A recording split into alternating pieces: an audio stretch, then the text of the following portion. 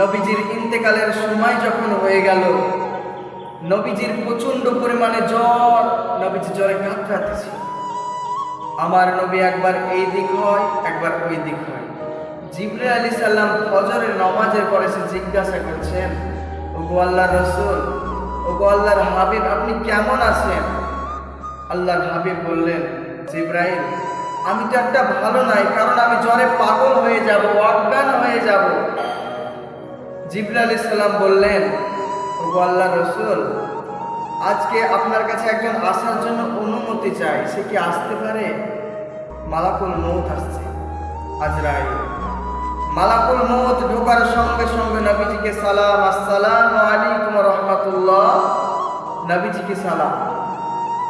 জিবরাইল আলাইহিস সালাম জিজ্ঞাসা করলেন, মালাকুল মউত, তুমি তো কাউরে সালাম করো না।